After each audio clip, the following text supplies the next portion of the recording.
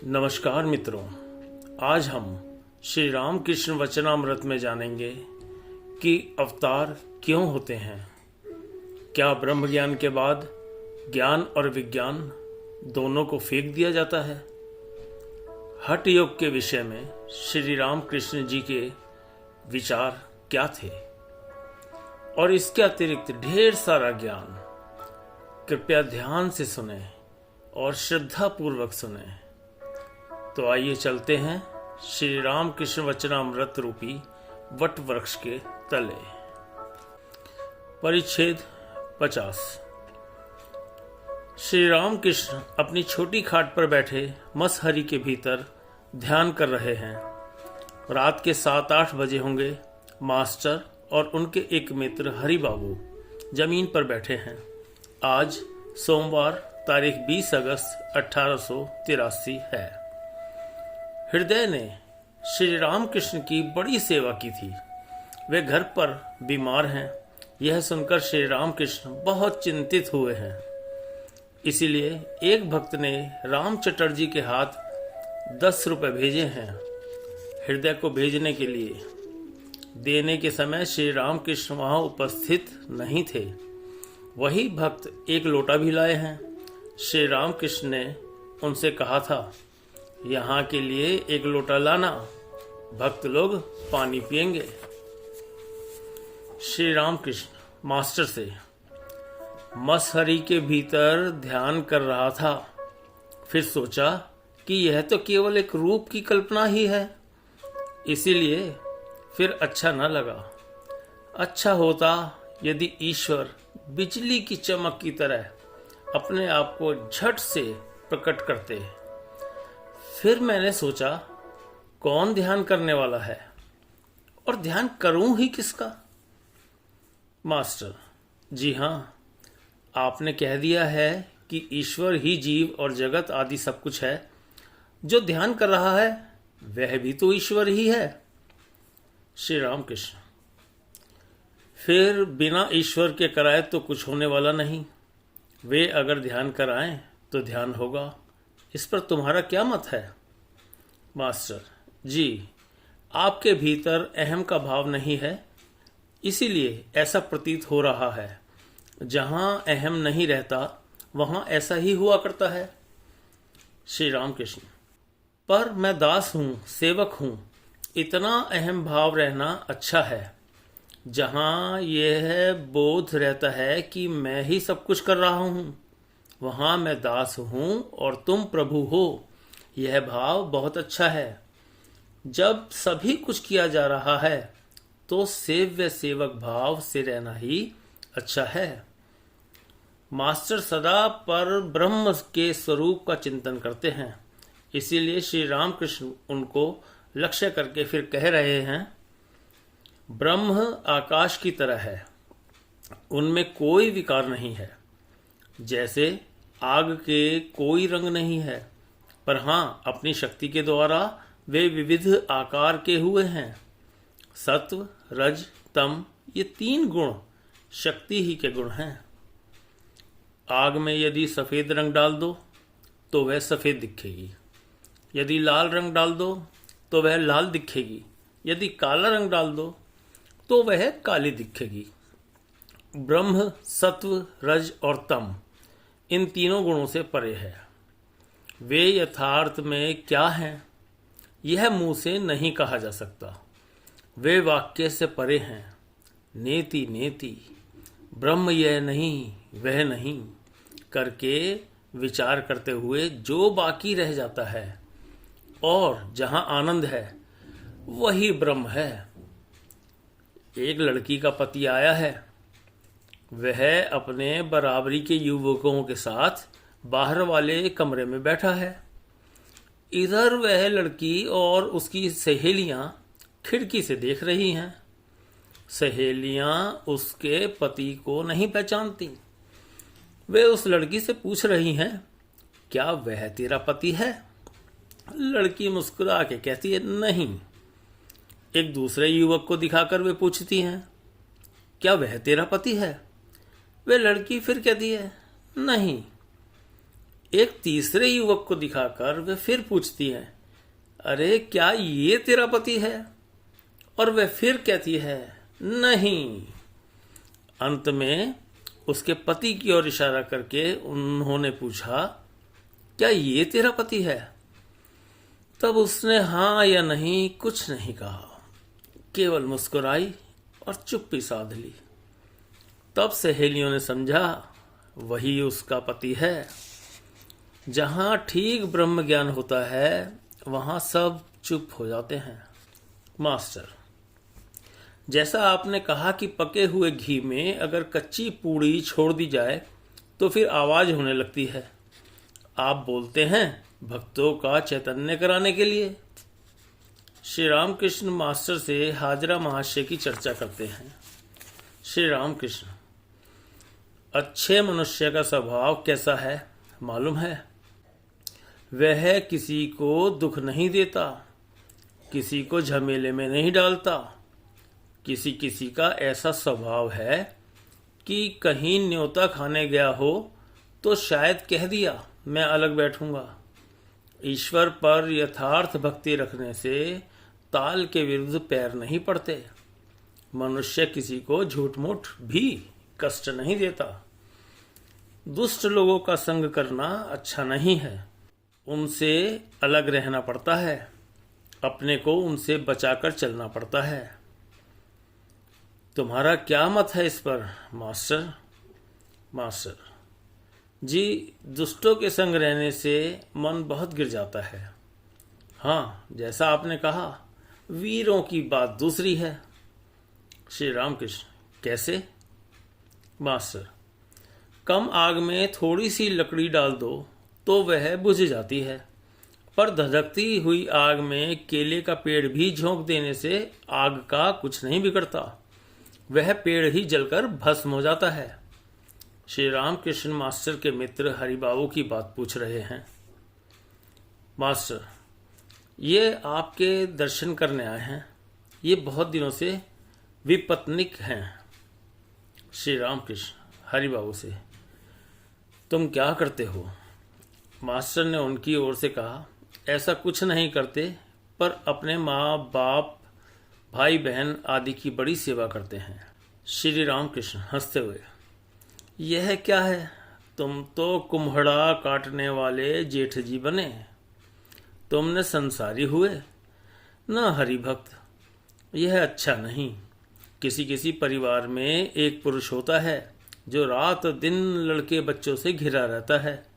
वह बाहर वाले कमरे में बैठकर खाली तंबाकू पिया करता है, निकम्मा ही बैठा रहता है। हाँ, कभी कभी अंदर जाकर कुम्हड़ा काट देता है। स्त्रियों के लिए कुम्हड़ा काटना मना है, इसीलिए वे लड़कों से कहती हैं, जेठ जी को यहाँ बुला लाओ, वे कुम्हड़ा काट देंगे। तब वह कुम्हड़े के 2 टुकड़े कर देता है। बस यहीं तक मर्द का व्यवहार है, इसीलिए उसका नाम कुम्हड़ा काटने वाले जेठ जी पड़ा है। तुम यह भी करो, वह भी करो, ईश्वर के चरण कमलों में मन रखकर संसार का कामकाज करो, और जब अकेले रहो तब भक्ति शास्त्र पढ़ा करो, जैसे श्रीमद् भागवत या चैतन्य चरित्रामृत आदि। श्री रामकृष्ण अपने कमरे में उस छोटे तख्त पर बैठे मणि से गहन बातें कर रहे हैं। मणि जमीन पर बैठे हैं। आज शुक्रवार 7 सितंबर 1883। श्री रामकृष्ण, उस दिन कलकत्ते गया था। गाड़ी पर जाते जाते देखा सभी निम्न दृष्टि के हैं। सभी को अपने पेट की चिंता लगी हुई थी। सभी अपना पेट पालने के लिए दौड़ रहे थे। सभी का मन कामनी कांचन पर था।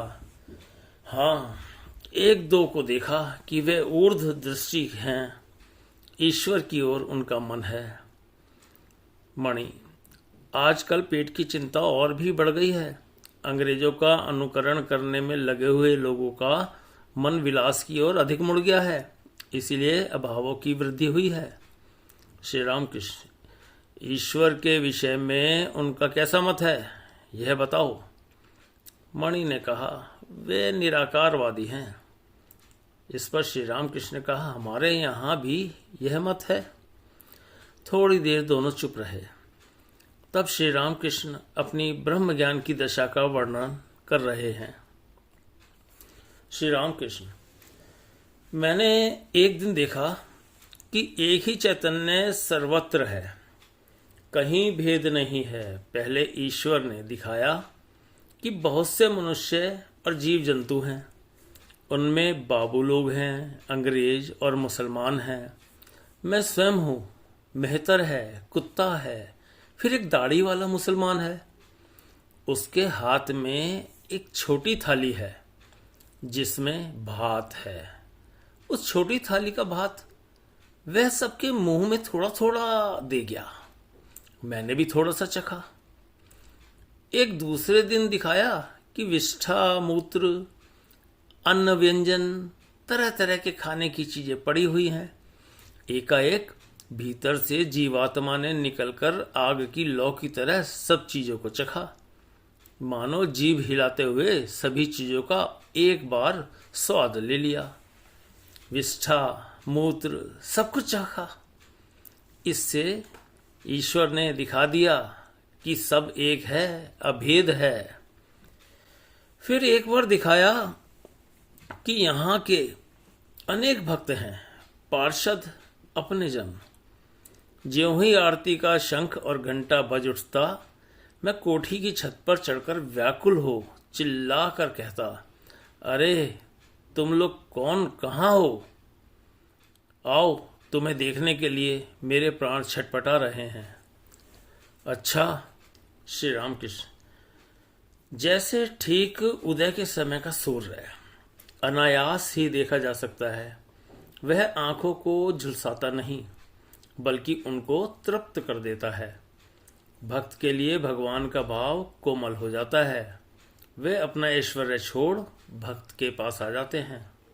मणि, मैं सोचता हूँ, क्यों ये दर्शन सत्य नहीं होंगे? यदि ये मिथ्या हुए तो यह संसार और भी मिथ्या ठहरा, क्योंकि देखने का साधन मन तो एक ही है।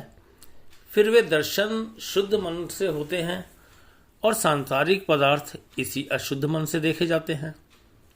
श्री राम कृष्ण, इस बार देखता हूं कि तुम्हें खूब अनित्य का बोध हुआ है। बातचीत हो रही है।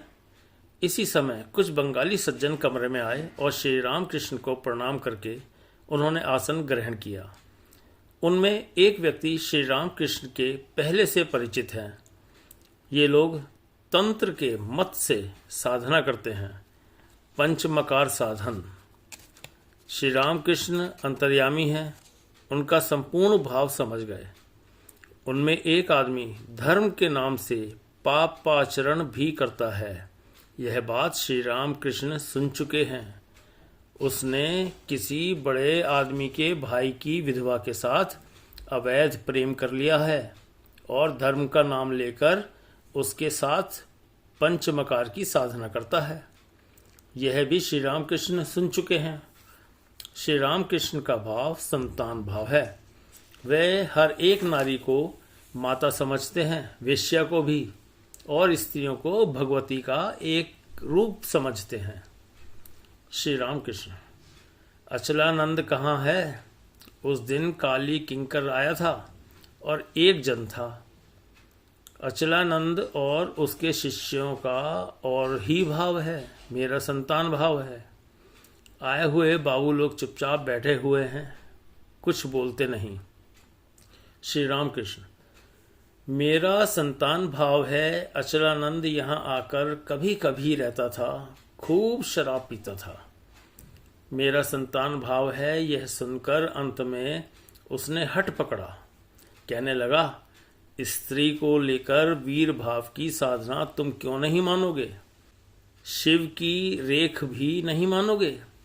स्वयं शिव जी ने तंत्र लिखा है, उसमें सब भावों की साधना है, वीर भाव की भी है।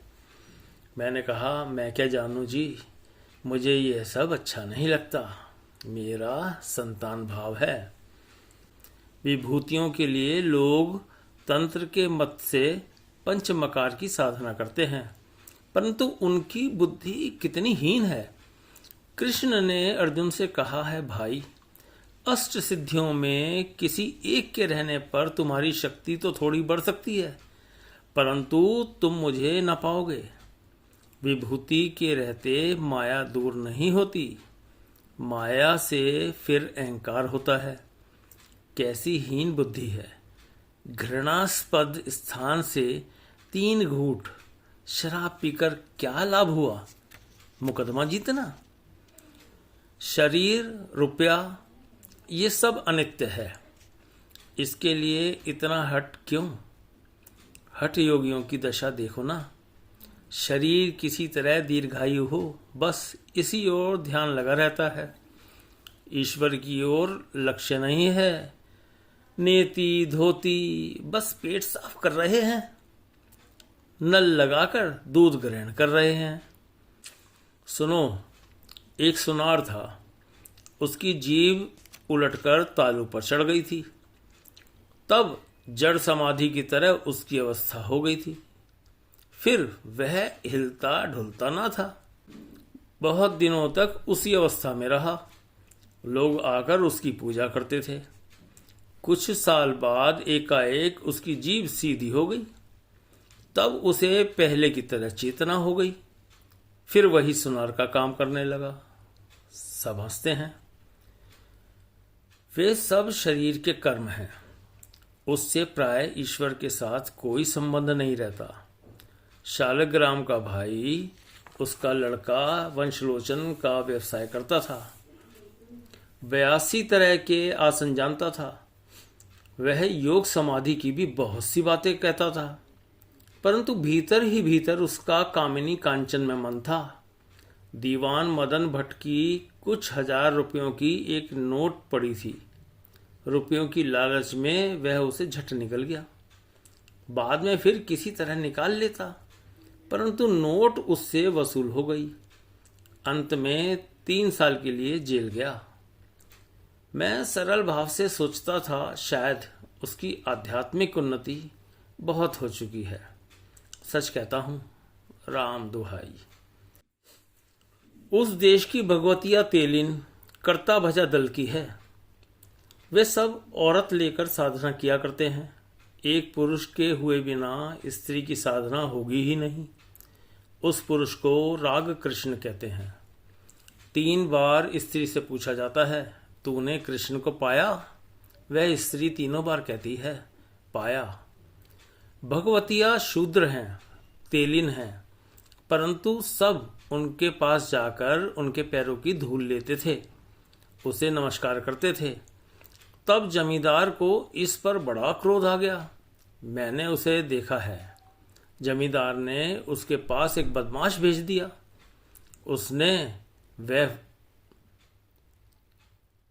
उससे वह फंस गई और उसके गर्भ रहा। एक दिन एक बड़ा आदमी आया था। मुझसे कहा, महाराज, इस मुकदमे में ऐसा कर दीजिए कि मैं जीत जाऊं। आपका नाम सुनकर आया हूं। मैंने कहा, भाई, वह मैं नहीं हूं, तुम्हारी भूल है। वह अचलानंद है। ईश्वर पर जिसकी सच्ची भक्ति है, वह शरीर, रुपया आदि की थोड़ी भी परवाह नहीं करता। वह सोचता है, देह सुख के लिए, लोक सम्मान के लिए, रुपयों के लिए क्या जप और तप करूं? ये सब अनित्य हैं, 4 दिन के लिए हैं। आए हुए सब बाबू लोग उठे। उन्होंने नमस्कार करके कहा, तो हम चलें? वे चले गए। श्री रामकृष्ण मुस्कुरा रहे हैं और मास्टर से कह रहे हैं, चोर धर्म की बात नहीं सुनते। मणि, आपने कहा है, जो पाप पाप सोचता रहता है वह पापी हो जाता है, फिर वह उठ नहीं सकता। मैं ईश्वर की संतान हूं, यह विश्वास यदि हुआ तो बहुत शीघ्रता से उन्नति होती है। श्री रामकृष्ण, हाँ, विश्वास चाहिए। कृष्ण किशोर का कैसा विश्वास है? कहता है, मैं एक बार उनका नाम ले चुका हूं, अब मुझ में पाप कहाँ रह गया है। मैं शुद्ध और निर्मल हो गया हूं। हलधारी ने कहा था, अजामिल फिर नारायण की तपस्या करने गया था। तपस्या न करने पर क्या उनकी कृपा होती है? केवल एक बार नारायण कहने से क्या होगा। यह बात सुनकर कृष्ण किशोर को इतना क्रोध आया कि बगीचे में फूल तोड़ने आया था। उसने हलधारी की ओर फिर एक दृष्टि भी नहीं फेरी। हलधारी का बाप बड़ा भक्त था। स्नान करते हुए कमर भर पानी में जब वह मंत्र पढ़ता था, रक्तवर्ण चतुर्मुखम आदि कहते हुए ध्यान करता था, तब उसकी आंखों से अनर्गल प्रेमाश्रु बह चलते थे। श्री रामकृष्ण एकांत में मणि के साथ बातचीत कर रहे हैं। मणि: अच्छा, वही अगर सब कुछ हुए तो इस तरह के अनेक भाव क्यों दिख पड़ते हैं। श्री रामकृष्ण: विभु के स्वरूप से वे सर्वभूतों में हैं, परंतु शक्ति की विशेषता है। कहीं तो उनकी विद्या शक्ति है और कहीं अविद्या शक्ति, कहीं ज्यादा शक्ति है तो कहीं कम। देखो ना, आदमियों के भीतर ठग चोर भी हैं और बाघ जैसे भयानक प्रकृति वाले भी हैं। मैं कहता हूं, ठग नारायण है, बाघ नारायण है। वे और उनकी शक्ति ब्रह्म और शक्ति, इसके सिवाय और कुछ नहीं है। नारद ने रामचंद्र जी के स्तव करते हुए कहा, हे राम, तुम ही शिव हो, सीता भगवती हैं। तुम ब्रह्मा हो, सीता ब्रह्माणी हैं। तुम इंद्र हो, सीता इंद्राणी हैं। तुम नारायण हो, सीता लक्ष्मी। पुरुषवाचक जो कुछ है सब तुम ही हो, स्त्रीवाचक जो कुछ है सब सीता। श्री रामकृष्ण कुछ देर बाद विचार करने लगे, फिर धीमे स्वर में कहा, वह किस तरह है बताऊं, जैसे पानी का। ये सब बातें साधना करने पर समझ में आती हैं। रूप पर विश्वास करना, जब ब्रह्म ज्ञान होता है अभेदता तब होती है। ब्रह्म और शक्ति अभेद है, जैसे अग्नि और उसकी दाहिका शक्ति। अग्नि को सोचने पर साथ ही उसकी दाहिका शक्ति को भी सोचना पड़ता है, और दाहिका शक्ति को सोचने पर अग्नि को भी सोचना पड़ता है। जैसे दूध और दूध की धवलता, जल और उसकी हिम शक्ति।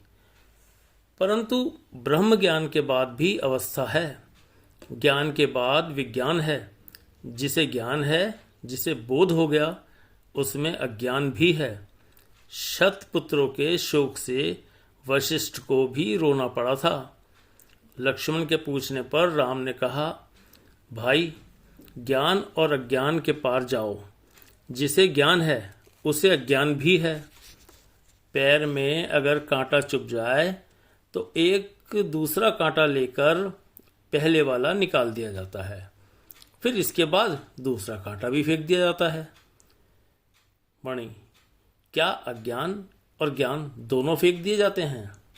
श्री रामकृष्ण: हाँ, इसीलिए विज्ञान की आवश्यकता है। देखो ना, जिसे उजाले का ज्ञान है उसे अंधेरे का भी है। जिसे सुख का बोध है उसे दुख का भी है। जिसे पुण्य का विचार है उसे पाप का भी है।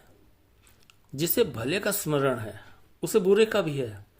जिसे शुचिता का अनुभव है उसे अशुचिता का भी है।